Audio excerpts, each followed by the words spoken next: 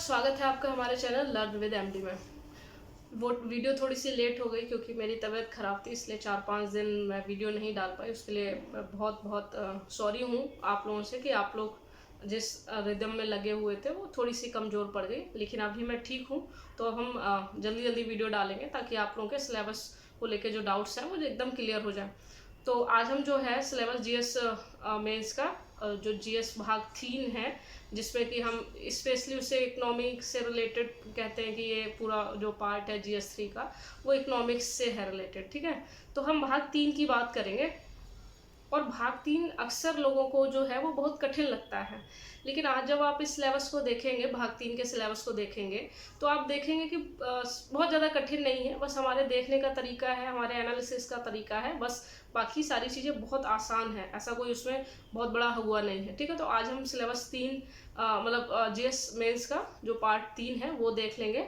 उसके बाद पार्ट चौथा जो है वो नेक्स्ट वीडियो में देख लेंगे। उसके बाद नेक्स्ट वीडियो में हम अपने सिलेबस मतलब 5 और 6 वो अब लगातार चलते रहेंगे। अब हम फर्स्ट के टॉपिक वाइज उठाना शुरू करेंगे। जैसे मैंने आर्ट एंड कल्चर का पूरा एनालिसिस कर लिया है, तो जल्दी ही मैं आर्ट एंड कल्चर का जो पूरा एनालिसिस है और सोर्सेस हैं और जो भी पीडीएफ्स हैं वो मैं आपको अवेल करा दूंगी। उसके लिए आप मेरे टेलीग्राम चैनल जो है उस पर जुड़ जाइएगा। ठीक है, तो चलिए हम अपना पार्ट 3 डिस्कस कर लेते हैं, जो कि अर्थव्यवस्था से संबंधित है। मतलब उसमें बहुत सारे सब्जेक्ट है। जैसे आप नॉर्मली देखते हैं ना कि जैसे फर्स्ट में आपने देखा था उसमें 5 सब्जेक्ट थे, ऐसे ही हर एक जीएस के जितने भी पार्ट जो सब्जेक्ट हैं उनमें बहुत सारे सब्जेक्ट आ जाते हैं। ठीक है, चलिए आज आइए हम अपने भाग 3 पे बात कर लेते हैं।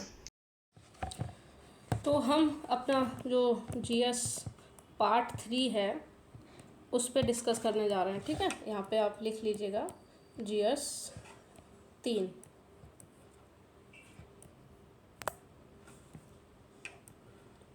ठीक है, चलिए तो हम तो इस पर डिस्कस कर लेते हैं।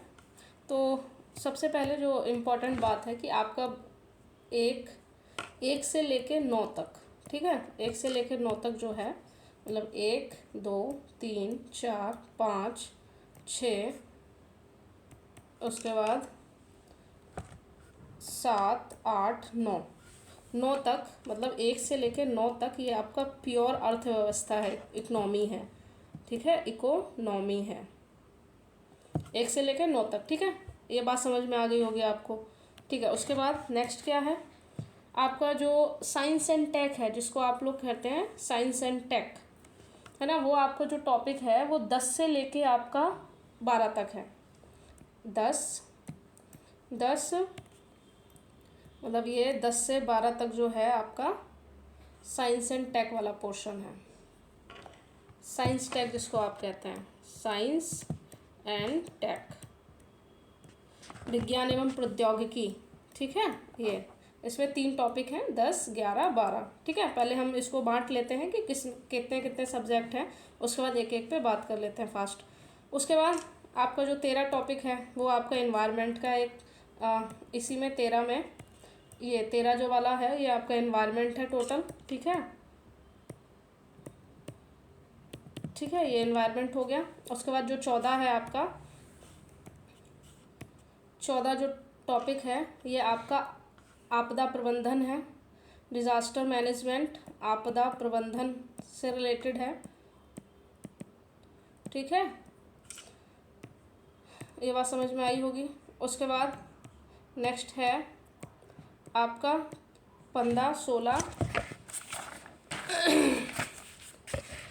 15 जो टॉपिक है आपका वो 15 वाला जो टॉपिक है ये, इसको आप कहते हैं साइबर सिक्योरिटी। इसको कहते हैं आप साइबर सिक्योरिटी, साइबर सुरक्षा। ठीक, ये हो गया साइबर सिक्योरिटी। ठीक, उसके बाद आपका ये वाला जो है टॉपिक 16 और 17, 16 और 17 जो टॉपिक है ये आपका है इंटरनल सिक्योरिटी, आंतरिक सुरक्षा, आंतरिक सुरक्षा। ठीक है, साइबर सुरक्षा 15 टॉपिक है और 2 टॉपिक आंतरिक सुरक्षा के हैं, 16 और 17। और ये वही, क्योंकि पहले यूपी ऐड रहता था, अब यूपी अलग हो गया, तो ये हमारे मतलब का नहीं है, क्योंकि अब यूपी अलग से ही पेपर आता है 5 और 6, तो ये हमारे मतलब का नहीं है। ठीक है, तो हमारे जो मतलब का है केवल इतना तक है। तो हमने क्या समझ लिया कि भाई GS 3 में कितने पार्ट आते हैं। एक तो आपका पूरा इकनॉमी हो गया, इकनॉमी, ठीक है। दूसरा आपका पार्ट क्या हो गया, अभी आपने पढ़ा इकोनॉमिक्स के बाद आपने साइंस एंड टेक देखा था, science and tech. Science and tech के बाद एक था आपका एनवायरनमेंट का पोर्शन, ठीक है, OR एनवायरनमेंट। उसके बाद नेक्स्ट आपका हो गया आपदा, डिज़ास्टर मैनेजमेंट, ठीक है, आपदा प्रबंधन। और फिर नेक्स्ट हो गया साइबर सुरक्षा, साइबर सुरक्षा। और नेक्स्ट हो गया आंतरिक सुरक्षा, आंतरिक सुरक्षा। तो एक चीज़ समझ में क्या आई आपको कि जो भाग 3 है, जो भाग 3 है वो ज़्यादा सब्जेक्ट में है, मतलब इसमें बहुत सारे सब्जेक्ट आ जाते हैं। नॉर्मली आप देखते हैं 5 तक है, इसमें आपके 6 हैं, लगभग 6 हैं, ठीक है। तो इकोनॉमी हो गया, साइंस एंड टेक हो गया, एनवायरनमेंट हो गया, आपदा प्रबंधन हो गया, साइबर सुरक्षा हो गया, आंतरिक सुरक्षा हो गया। और सबसे अच्छी बात क्या है कि ये वाले जो पोर्शन हैं आपदा, इनसे ठीक ठाक पूछा जाता है, तो हम इनको आराम से, ये बहुत बड़े टॉपिक है नहीं, तो इनको आराम से कवर करके फिर इकोनॉमिक्स कवर करके हम आराम से 100+ ला सकते हैं। मेरे 2022 की मार्कशीट आई थी, तो मेरा 107 नंबर थे GS 3 में, ठीक है। तो इसीलिए मैं कह रही हूँ GS पेपर 3 लगता ज़रूर कठिन है, लेकिन इसको जितना सरलतम रूप में एनालिसिस करोगे और बेहतर तरीके से कम पढ़ोगे लेकिन अच्छा पढ़ोगे, तो बहुत मैटर नहीं करता GS 3, ठीक है, स्कोर करना, ठीक है। चलिए, तो हम अब एक एक उस पर बात कर लेते हैं। जो पहला है वो है भारत में आर्थिक नियोजन। जो पहला टॉपिक है कि भैया भारत में जो आर्थिक नियोजन है वो कैसे हुआ, मतलब आर्थिक नियोजन का सीधा सा मतलब होता है कि भाई देश आज़ाद हुआ था, उसके आज़ाद होने के बाद हमारे यहाँ पे ऐसा कोई मैनेजमेंट नहीं थी, ऐसी कोई जो अर्थव्यवस्था थी वो एकदम सिस्टमेटिकली नहीं थी, उस संदर्भ में हम आर्थिक नियोजन पढ़ते हैं। तो आर्थिक नियोजन कैसे कैसे हुआ है ना, हमने बहुत सारे काम किए आर्थिक नियोजन की दृष्टि से, तो हम वो देखेंगे। और फिर उसके क्या मतलब आर्थिक नियोजन के उद्देश्य क्या होंगे, सीधी सी बात है, जब भारत अर्थव्यवस्था में इतना स्ट्रांग नहीं था तो आर्थिक नियोजन का सीधा सा मतलब था कि हम अपने भारत की जो अर्थव्यवस्था है उसको सुदृढ़ बनाएं, ठीक है, उपलब्धियां गिना देंगे उनकी, ठीक है। तो एक ये टॉपिक तो पूरा भारत का आर्थिक नियोजन हो गया, छोटा सा टॉपिक है, 1 पेज में हो जाएगा, ठीक है। दूसरा हो गया सीधा सा टॉपिक नीति आयोग, ठीक है, नीति आयोग है, उपलब्धियां और ये सब पूछता है, भूमिका पूछता है ना, ये सारी चीज़ें। दूसरा गरीबी और बेरोजगारी, ठीक है, और सोशल जस्टिस और समावेशी वृद्धि। तो गरीबी, बेरोजगारी और सामाजिक न्याय, आप कहीं ना कहीं आपने देखा होगा फर्स्ट पेपर में मैंने आपको बताया था गरीबी के मुद्दे सोसाइटी में आ जाएगा, ठीक है, बेरोजगारी ये सब उसमें आ जाएगा। सोशल जस्टिस पार्ट आपने सेकंड में देखा था, सोशल जस्टिस को आपने डिटेल में देखा था, तो ये उससे कवर हो जाएंगे, ठीक है। तो इसके लिए तो फिर यहाँ मेहनत करने की ज़रूरत ही नहीं है बहुत ज़्यादा, ठीक है। आपने अगर देखा होगा तो मैंने आपको बताया था कि गरीबी और बेरोजगारी आपके सोसाइटी का पोर्शन है, सामाजिक जो न्याय है, सोशल जस्टिस है, ये वैसे ही एक पूरा टॉपिक है पार्ट सेकंड में, ठीक है। तो हमें इसमें क्या पढ़ना पड़ेगा, समावेशी समृद्धि क्या होती है ना, कि सबको समावेश करके हम जो समृद्धि करते हैं वो क्या होती है, फिर उसको और कैसे बेहतर किया जा सकता है ना, उसमें क्या क्या कमियां हैं, क्या चुनौतियां, ये सारी चीज़ें, सरकार क्या कर रही है, सारी चीज़ें। फिर नेक्स्ट टॉपिक हमारा हो जाएगा सरकार के बजट, सरकार जो बजट लेके आती है उसके कंपोनेंट देखने हैं बस, ठीक है, बस इसमें, और ये बहुत बड़ा टॉपिक नहीं है और बहुत ज़्यादा पूछा भी नहीं जाता, लेकिन हाँ हम लेके चलेंगे कि 1 पेज में हो जाएगा ये भी, सरकार के बजट और उसके अवयव, ठीक है। फिर नेक्स्ट हमारा इम्पॉर्टेंट हो जाता है टॉपिक सिंचाई विधियाँ। हमारे यहाँ पे सिंचाई की विधि कौन कौन सी है और सिंचाई प्रणालियाँ कौन कौन सी हैं। मान लो सिंचाई विधियाँ स्प्रिंकल और ये विधियाँ, वो विधियाँ, परंपरागत विधियाँ, है ना, और फिर अभी आधुनिक विधियाँ कौन सी हैं, ये सारी चीज़ें। फिर उसी में फसलें खरीफ, रबी, जायद और ये सब देख लेना है, ठीक है। उसके बाद जितने भी कृषि, उसका भंडारण हम कैसे कृषि में एक बहुत बड़ी समस्या रहती है भंडारण की, तो भंडारण कैसे मतलब इसको और बेहतर कैसे बनाया जाए, क्या क्या चुनौतियां हैं वो हम देखते हैं कि भैया हमारे यहाँ भंडारण के लिए वो मिल जो होती हैं वही नहीं है इतनी, है ना। फिर परिवहन नहीं है इतना कि लोग वहाँ तक पहुँच सकें, और जितनी भी हैं वो प्राइवेट हैं, गवर्नमेंट की बहुत ज़्यादा है नहीं। तो ये सारी चीज़ें पढ़ेंगे। ठीक, उसके बाद विपणन में क्या क्या समस्याएं हैं और क्या बेहतर किया जाएगा, आपके सुधार क्या है, ठीक है, ये सारी चीज़ें। नेक्स्ट, किसानों की सहायता होती है, ई तकनीक पूरा टॉपिक और बहुत अच्छा है कि भाई किसानों की हेल्प करने के लिए आप ई टेक्नोलॉजी का कैसे यूज़ करोगे, है ना। तो ई टेक्नोलॉजी जैसे आप ड्रोन हो गए, है ना, और आप जैसे आप मृदा स्वास्थ्य कार्ड, ये सब ई टेक्नोलॉजी के माध्यम से हम किसानों की हेल्प कर रहे हैं ना। तो ये सारी चीज़ें, इसमें बहुत सारी चीज़ें हम देखेंगे, एक एक पेज, आधे आधे पेज के टॉपिक है वो, ठीक है। तो एक ये हो गया टॉपिक 4। फिर टॉपिक नंबर 5 भैया सब्सिडी पढ़ेंगे हम। जो सब्सिडी है, एक तो प्रत्यक्ष सब्सिडी होती है, एक अप्रत्यक्ष। जो प्रत्यक्ष होती है, मान लो हमने डायरेक्ट किसानों को दे दी, अप्रत्यक्ष होगी मान लो हमने बीजों पे दे दी, खाद पे दे दी, तो हम वो सब पढ़ेंगे। फिर एमएसपी पढ़ेंगे, भाई न्यूनतम समर्थन मूल्य जो है वो क्या है, ठीक है। और फिर सार्वजनिक वितरण प्रणाली पढ़ेंगे। तो टॉपिक क्या है बड़े बड़े, एक तो कृषि सहायकी है, एमएसपी है, और वितरण प्रणाली है सार्वजनिक। तो अब इन तीनों के ही हम उद्देश्य देखेंगे, इनसे जुड़े मुद्दे देखेंगे, ठीक है, इनका क्रियान्वयन कैसे किया जा रहा है, इनकी चुनौतियां क्या है, और इनको और बेहतर सुदृढ़ कैसे बनाया जाए, ठीक है। इन तीनों के हम 3-4 चीज़ें देखेंगे, ठीक है। तो कृषि सब्सिडी, एमएसपी और पीडीएस जो है उनके उद्देश्य देखेंगे, क्रियान्वयन मतलब कैसे और बेहतर मतलब इसको कैसे काम में लाया जाता है, इनकी क्या चुनौतियाँ हैं, इनको कैसे सुदृढ़ बनाएं, ठीक, एक ये टॉपिक हो गया। नेक्स्ट, खाद्य सुरक्षा, भाई क्यों ज़रूरत है हमारे खाद्य सुरक्षा के लिए, है ना, क्या चुनौतियां हैं और क्या बेहतर किया जा सकता है, वही सारी चीज़ें, ठीक है। बफर स्टॉक के बारे में हम पढ़ेंगे कि बफर स्टॉक क्यों ज़रूरी होता है, क्या समस्याएं हैं, ठीक है। एक फिर पूरा टॉपिक अच्छा है कि भाई हमारे यहाँ पे कृषि से संबंधित जितने भी टेक्नोलॉजी अभियान हैं, ठीक है, जैसे ई कृषि इसमें आ जाएगा, है ना। तो अब मतलब कृषि के लिए हमने जो टेक्नोलॉजी अभियान चलाए हैं, मतलब एक तरीके से कृषि में तकनीकी अभियान हमने जो जो चलाए हैं वो देख लेंगे, ठीक है, उस पर बात कर लेंगे बाद में। फिर नेक्स्ट है खाद्य प्रसंस्करण, फूड प्रोसेसिंग हमारे यहाँ पे क्या है, भारत में फूड प्रोसेसिंग की स्थिति क्या है, किन किन क्षेत्रों में है, कौन कौन से फूड प्रोसेसिंग इंडस्ट्रीज़ लगाई जा सकती हैं, ठीक है। तो पहले तो उद्योग देख लेंगे, फिर इनके कार्य क्षेत्र इनके क्या हैं, इनका महत्व क्या है, भैया बहुत महत्व है किसानों के लिए भी और हमारे लिए भी, हमें आसानी से चीज़ें मिल जाती हैं, ठीक है। तो वह सारी चीज़ें देख लेंगे। फिर वो सब कोई मतलब का नहीं है। फिर आपूर्ति श्रृंखला प्रबंधन, कि भाई आपूर्ति श्रृंखला नहीं होगी तब तक फूड प्रोसेसिंग काम ही नहीं करेगा। मतलब एक पूरी श्रृंखला होनी चाहिए, ऐसी पूरी श्रृंखला होनी चाहिए कि भाई यहाँ फूड प्रोसेसिंग यहाँ से स्टार्ट होनी है, तो यहाँ से मान लो फूड प्रोसेसिंग, किसान है, किसान से लिया सब कुछ लिया, उसके बाद फाइनल फूड प्रोसेसिंग, तो ये वाली जो पूरी आपूर्ति श्रृंखला है इसको हम देखेंगे, ठीक है। तो एक ये टॉपिक हो गया। फिर सबसे बड़ी अब टॉपिक 7 कि भारत जब आज़ाद हो गया उसका भूमि सुधार हमने कैसे किया, इसमें हदबंदी, चकबंदी और ये सब देखेंगे, ठीक है, हरित क्रांति ये सब। फिर नेक्स्ट टॉपिक, इसमें एक क्या हमें देखना है कि भैया वैश्वीकरण देखना है, उदारीकरण देखना है।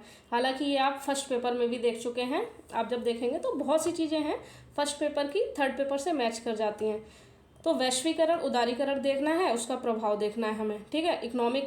इसका प्रभाव में अर्थव्यवस्था के संदर्भ में देखना है, क्योंकि थर्ड पेपर पढ़ रहे हैं तो हमें अर्थव्यवस्था के संदर्भ में देखना है। जब सोसाइटी में जब ये चीज़ें हैं मतलब उसमें उस वाले पोर्शन में है, तो वो फिर हमें समाज के स्तर की, भाई वैश्वीकरण का हमारे समाज पे क्या प्रभाव पड़ा। अभी अर्थव्यवस्था का है तो भाई वैश्वीकरण का अर्थव्यवस्था के पे क्या प्रभाव पड़ा, उदारीकरण का क्या प्रभाव पड़ा अर्थव्यवस्था पे, ठीक है। फिर औद्योगिक नीतियाँ देख लेंगे, जैसे औद्योगिक नीतियाँ आप देख लेंगे, इस 22 में नई औद्योगिक नीति आई थी, है ना, तो वो सारी देख लेंगे, वो मतलब करंट का रहता ही है। उसके बाद यही मतलब औद्योगिक नीतियाँ, ये सब इतना इम्पोर्टेंट नहीं है। उसके बाद नेक्स्ट है आधारभूत संरचना में ऊर्जा इम्पोर्टेंट हो जाती है कि भाई ऊर्जा के जो स्रोत हैं वो कौन कौन से हैं, नवीनीकरण हो गया या गैर नवीनीकरण हो गया, उसमें कोयला और ये सारी चीज़ें, ये सब देख लेंगे, ठीक है। बंदरगाह में इतना वो नहीं रहता है कि हाँ, लेकिन देख लेंगे कि बंदरगाह जो हैं वो कौन कौन से हैं, मोटे मोटे कहाँ कहाँ हैं, है ना। और बंदरगाह और मतलब इसमें इतना ही है, इतना ये सब नहीं है, ठीक है। एयरवे, रेलवे ये सब नहीं, जो हमारे लिए इम्पोर्टेंट है वो ऊर्जा वाला पोर्शन है, ठीक है। नेक्स्ट हम देखेंगे ये वाला 9 तक जो है हमने अपना पूरा कवर कर लिया, 9 तक हमने पूरा अपना इकोनॉमिक्स कवर कर लिया। इससे ऊपर जो भी है वो सब इकोनॉमिक्स है, वो ख़त्म हो गया। अब हम बात करते हैं साइंस एंड टेक पे। तो भैया साइंस एंड टेक बहुत ज़्यादा मुश्किल नहीं है ना, करंट रहता है बेसिकली साइंस एंड टेक में। तो प्राचीन में हम अब भाई पूरा नया सा पढ़ेंगे तो हमें पूरा पता होना चाहिए कि भाई स्टार्टिंग हुई कैसे। तो साइंस और टेक में, जो साइंस और टेक है उसका विकास कैसे हुआ, उन मतलब ये चीज़ याद रखना, दैनिक जीवन को लेकर देखना है और राष्ट्रीय सुरक्षा में देखना है, ठीक है, ये बात याद रखना। तो भाई साइंस एंड टेक का जो यूज़ है वो हम दैनिक जीवन में क्या क्या करते हैं, साइंस टेक में सोचिए आप क्या क्या करते हैं, ठीक है, उनके एप्लीकेशंस क्या क्या हैं। तो वो हम जब साइंस एंड टेक का विकास पढ़ेंगे वो दो दृष्टि से पढ़ेंगे, एक तो दैनिक जीवन में, एक राष्ट्रीय सुरक्षा में। इस बात को याद रखना विशेष रूप से, ठीक है। तो एक ये टॉपिक हो गया। फिर एक टॉपिक क्या हो गया कि भारत में विज्ञान एवं प्रौद्योगिकी नीति, है ना, नई नीतियाँ आई हैं साइंस एंड टेक को लेके, तो वो नीति पढ़ लेंगे, नई बात खत्म हो गया, ये टॉपिक खत्म हो गया। फिर 11 टॉपिक देखेंगे कि भाई हमारे पे साइंस एंड टेक में क्या क्या उपलब्धियाँ हासिल की हैं भारत ने, है ना, तो वो सब देखेंगे। फिर प्रौद्योगिकी का देशीकरण, हम बहुत तेज़ी से कर रहे हैं प्रौद्योगिकी का देशीकरण, आप देख रहे हैं ज़्यादा नई नई टेक्नोलॉजी जो आ रही हैं वो हम कोशिश कर रहे हैं वो हमारी स्वदेशी हों, है ना। तो वो आप ये मोस्टली करंट का रहता है ये, ठीक है। फिर हाँ, और हमने कौन सी नई नई टेक्नोलॉजी का विकास कर लिया वो देख लेंगे। फिर टेक्नोलॉजी का हस्तांतरण देख लेंगे कि भाई कौन सी टेक्नोलॉजी हम किससे ले रहे हैं, उससे क्या बेनिफिट है और क्या, ये सारी चीज़ें, ठीक। तो ये सब देख लेना है, ये सब इतना इम्पोर्टेंट नहीं है, इसमें यही मेन देखना है। फिर आपका question number 12, science and tech क्या है एग्जैक्टली, कि साइंस सूचना एवं संचार, आईटी जिसको कहते हैं, सूचना और संचार प्रौद्योगिकी का है, ठीक है। एक पूरा टॉपिक है, इसको समझ लेंगे भाई, सूचना और संचार प्रौद्योगिकी देख लेंगे। फिर अंतरिक्ष प्रौद्योगिकी देख लेंगे, अंतरिक्ष प्रौद्योगिकी देख लेंगे। फिर कंप्यूटर देख लेंगे, कंप्यूटर में आप बहुत सारा पढ़ते हैं, सुपर कंप्यूटर, क्वांटम कंप्यूटर, है ना, ये सब देख लेंगे टॉपिक, ठीक है, क्लाउडिंग कंप्यूटर, ये सब। फिर नैनो टेक्नोलॉजी देख लेंगे भाई, नैनो टेक्नोलॉजी एक पूरा टॉपिक है। फिर सूक्ष्म जीव विज्ञान देख लेंगे, बहुत बड़ा टॉपिक नहीं है ना, इसके लिए आप ईटी का पास, बीटी का पास, ये सब देखते हैं। जैव प्रौद्योगिकी क्षेत्र में जागरूकता, मतलब जैव प्रौद्योगिकी क्षेत्र देखेंगे। फिर एक टॉपिक है पूरा बौद्धिक संपदा अधिकार और एक है डिजिटल अधिकार, ठीक है। तो इसमें मोटे मोटे क्या क्या हो गए, सूचना एवं संचार प्रौद्योगिकी क्या है, अंतरिक्ष प्रौद्योगिकी क्या है, कंप्यूटर में क्या क्या है, नैनो देख लेंगे, है ना। उसके बाद जीव विज्ञान, सूक्ष्म जीव विज्ञान, नैनो साइंस देख लेंगे, और उसके बाद जैव प्रौद्योगिकी देख लेंगे। फिर नेक्स्ट बौद्धिक संपदा, डिजिटल अधिकार। तो ये वाला साइंस टेक वाला पोर्शन खत्म। तो साइंस टेक केवल इतना पढ़ना है, मुश्किल से 5-6 पेज का होगा, ठीक है। उसके बाद नेक्स्ट है इन्वायरमेंट। इन्वायरमेंट में बहुत ज़्यादा कुछ नहीं है, हमें पता होना चाहिए पर्यावरण है क्या, उसकी सुरक्षा के लिए हम क्या क्या कदम उठा रहे हैं, ठीक है। फिर हमें पता होना चाहिए पारिस्थितिकी तंत्र क्या है। फिर हमें पता होना चाहिए वन्यजीव संरक्षण क्यों आवश्यक है और क्या क्या कर रही है सरकार इस दिशा में, और क्या बेहतर किया जा सकता है। जैव विविधता देख लेंगे, ठीक है, क्या होती है, पर्यावरण प्रदूषण देख लेंगे, वो आप देख लेंगे, बहुत सारे मृदा प्रदूषण है ना, ध्वनि प्रदूषण, ये सारी चीज़ें देख लेंगे, ठीक है। इसमें यही सब आता है, तो इसका भी 4 या 5 पेज में नोट्स बन जाएगा। फिर नेक्स्ट आपदा देख लेना है। तो भैया आपदा में भैया एक तो आपदा जब आती है तो कौन कौन सी सुरक्षा, एक तो हम पारंपरिक सुरक्षा अपनाते हैं और एक गैर पारंपरिक, मतलब जैसे होता है जब हम पारंपरिक सुरक्षा अपनाते हैं तो जैसे मान लीजिए बाढ़ के लिए हम वो बना देते हैं, बांध बना देते हैं, है ना। तो ये बड़ी बड़ी जो वो चीज़ें हैं। पारंपरिक सुरक्षा का सीधा सा मतलब इतना है जो प्राचीन रूप से या पुराने जो हमारे सुरक्षा के उपाय हैं वो, और गैर पारंपरिक का मतलब जो नए नए हैं, टेक्नोलॉजी का यूज इसमें कर रहे हैं, ठीक है। तो वो हम देख लेंगे कि आखिर सुरक्षा हम कैसे कर रहे हैं, सुरक्षा के संबंध में कौन कौन सी चुनौतियाँ आ रही हैं, ठीक है, और उस संबंध में हमें कैसा प्रबंधन करना चाहिए, ये सारी चीज़ें, ठीक है। तो ये आपदा प्रबंधन हो गया, बस इतना ही है आपका आपदा प्रबंधन, ये वाला पोर्शन आपका आपदा प्रबंधन का हो गया। तो इसमें वो मैं फिर नेक्स्ट आपका जो है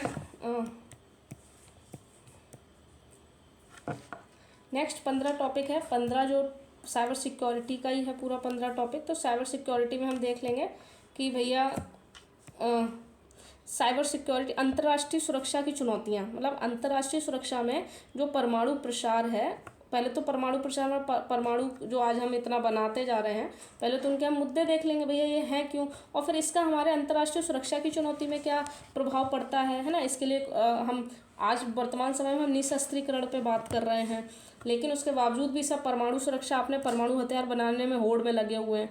तो वही इसका हमारे अंतर्राष्ट्रीय सुरक्षा की दृष्टि से क्या क्या चुनौतियाँ हो सकती हैं और क्या बेहतर किया जा सकता है, वो सब पढ़ेंगे। फिर नेक्स्ट हम पढ़ लेंगे अतिवाद। अतिवाद का जो है कि अतिवाद क्या होता है, अतिवाद के कारण क्या है और क्या क्यों फैलता है, और फिर उसको कैसे कम किया जाए। अतिवाद में आप वामपंथी, दक्षिणपंथी, नक्सलवाद ये सब पढ़ेंगे, ठीक है, ये सब पढ़ लेंगे। यदि अतिवाद है मतलब एकदम अपने विचारों के प्रति ज़्यादा ही कट्टर है। एक होता है मध्यम मान से संतुलन बिंदु, मान लीजिए कोई भी बीच रास्ता है, इतनी बड़ी लाइन है, उसका संतुलन बिंदु ये होना चाहिए, ना बहुत ज़्यादा कम और ना बहुत ज़्यादा होना चाहिए। तो ये वाले होते हैं वो सामान्य होते हैं। जब ये मतलब कोई चीज़ अधिक हो जाए, बहुत ज़्यादा हो जाए, तो वो अतिवाद की श्रेणी में आने लग जाती है ना। तो कहीं ना कहीं अतिवाद कट्टरता का भी एक रीज़न है, तो हम इस पे बात कर लेंगे। फिर संचार तंत्र देख लेंगे कि हमारे यहाँ पे संचार की क्या क्या व्यवस्था है, कौन से किसके माध्यम से संचार करते हैं हम। उसके बाद मीडिया की भूमिका इम्पॉर्टेंट टॉपिक है कि इस समय मीडिया की भूमिका है वो कितनी इम्पॉर्टेंट है सुरक्षा की दृष्टि से, क्योंकि साइबर सिक्योरिटी ये टॉपिक ही है। तो सुरक्षा की दृष्टि से, अंतर्राष्ट्रीय सुरक्षा की दृष्टि से, या हमारे यहाँ पे एक तरीके से लोकतंत्र की दृष्टि से, है ना, मतलब इस तरीके से हम मीडिया को पढ़ें, मीडिया को थोड़ा सा ब्रॉड पढ़ेंगे। फिर साइबर सुरक्षा के क्या क्या आधार हैं, फिर एक टॉपिक है मनी लॉन्ड्रिंग और एक है मानव तस्करी। तो इसमें जो मोटे मोटे टॉपिक जो हमें पढ़ने हैं, अगर हम उस पर बात करें तो सबसे पहले तो आणविक प्रसार के मुद्दे, मतलब परमाणु और निशस्त्रीकरण ये सब। उसके बाद अतिवाद देख लेना है, फिर मीडिया की भूमिका देख लेनी है, और उसके बाद मनी लॉन्ड्रिंग और मानव तस्करी। ये मोटे मोटे टॉपिक है, बाकी वो बहुत नहीं है, ठीक है। तो 1 2 3 4 5 6 मतलब टोटल 7 मान लो, और वो थोड़ा 1 2 ले लेंगे तो ठीक, ये हो गया। फिर 16 17 मैंने आपको बताया, ये आपका इंटरनल सिक्योरिटी, आंतरिक सुरक्षा को लेके 16 और 17। तो 16 और 17 पे हम बात कर लेते हैं।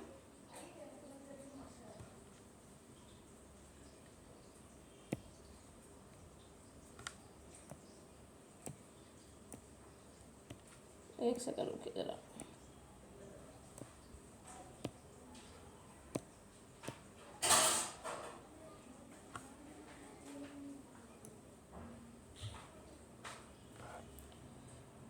तो 16 17 पे हम बात कर रहे थे। 16 में हमें जो देखना है वो ये देखना है कि भाई ये 16 और जो 17 टॉपिक है ये हमारी आंतरिक सुरक्षा क्या है, हमारे देश के अंदर क्या क्या स्थिति है, तो वो देखना है। तो पहले तो आंतरिक सुरक्षा में हम देखेंगे भैया आतंकवाद है क्या, भ्रष्टाचार है, ये सब हमारे देश के अंदर है। ये जो विद्रोह हो जाते हैं वो, उसके बाद संगठित अपराध है ना, जो बहुत से लोग मिलके करते हैं अपराध, जैसे मान लो किडनैपिंग हो गई है ना, और ये जो किडनैपिंग हो गई, और भी बहुत से हैं जो जिसमें मिलके लोग अपराध करते हैं, उसको संगठित अपराध कहते हैं, उसमें हम बात करेंगे, ठीक है। तो मेन टॉपिक देखें, 1 2 3 4 टॉपिक हैं, 1 2 3 4 टॉपिक हैं आपके आंतरिक सुरक्षा से। इन सबको देखेंगे, इसमें हम देखेंगे क्या क्या चुनौतियां हैं, सरकार इस संदर्भ में क्या कर रही है ना, और क्या बेहतर किया जा सकता है, ठीक है। उसके बाद नेक्स्ट टॉपिक है कि भाई हमारे यहाँ पे सुरक्षा बलों की क्या क्या भूमिका है, हम वो देखेंगे। और उसके बाद सुरक्षा बलों के प्रकार देखेंगे, और हमारा भारत का उच्च रक्षा जो संगठन है, ठीक है, हम उस पर बात कर लेंगे, DRDO वगैरह ये जो सब हैं, ठीक है, इन सब पे हम बात कर लेंगे। तो कुल मिला के हमारा जो टॉपिक है ये वाला मैंने आपको अभी बताया कि ये वाला जो पोर्शन है 18 और 20, 18 से लेके 20 तक, ये यूपी, पहले जब यूपी नहीं जुड़ा था तो यूपी के 3 टॉपिक हमेशा आते थे, तो अब ये यूपी अलग से ही पेपर जुड़ गया, तो अब ये हमारे मतलब का नहीं रहा, ठीक है। तो वही आपसे मैं कहूँगी कि आप, आशा करती हूँ कि आपको चीज़ें समझ में आई होंगी, है ना। तबीयत थोड़ी ठीक है, पहले से तो बेहतर है, लेकिन उसके बावजूद भी मुझे हमेशा लगा रहता है कि आपको चीज़ें जल्दी समय पे देनी है। तो उसी क्रम में इतनी मेहनत के लिए आपका एक लाइक बनता है। ज़्यादा से ज़्यादा चैनल को शेयर करें ताकि सभी के मन में ये जो पीसेस का हुआ बना हुआ है वो ख़त्म हो जाए। तो और जल्दी हम कोशिश करेंगे शाम तक GS पेपर 4 पे बात कर लेंगे, और 4 पे बहुत ज़्यादा बात करनी नहीं है, तो 4 के साथ हम पेपर हिंदी पे बात कर लेंगे, तो ये दोनों एक साथ हो जाएंगे वीडियो, ठीक है। फिर पेपर 5 और 6 की बात कर लेंगे, और इसके लेकिन इनके साथ साथ ही क्या पेपर 4 प्लस हिंदी हम एक पे बात कर लेंगे, और पेपर 5 और 6 पे बात कर लेंगे, लेकिन इसके साथ साथ मतलब पैरेलल हम इसके लेके चलेंगे। फर्स्ट पेपर का आर्ट एंड कल्चर लेके चलेंगे, वो आपको सारा मटेरियल मैं भेज दूँगी कि आपको कैसे पढ़ना है, क्या पढ़ना है, अपने नोट्स भी भेज दूंगी, आपको जो समझ में आए वैसे कर लेंगे आप, ठीक है। उसके बाद फिर हम मॉडर्न हिस्ट्री के लिए आपको भेज देंगे कि मॉडर्न हिस्ट्री जो है वो कहाँ से पढ़नी है, सारी चीज़ें मैं आपको बता दूँगी। तो अब ये पैरेलल चलेंगे सारे सब्जेक्ट, ठीक है। अब जैसे सपोज कीजिए आर्ट एंड कल्चर मैंने आपको बता दिया, आर्ट एंड कल्चर मान लो कोई एक टॉपिक है, हमने उस पर बात कर ली, फिर मैं आपको अब एक एक क्वेश्चन देना शुरू करूँगी, ठीक है। आप लिखना सीख जाएं।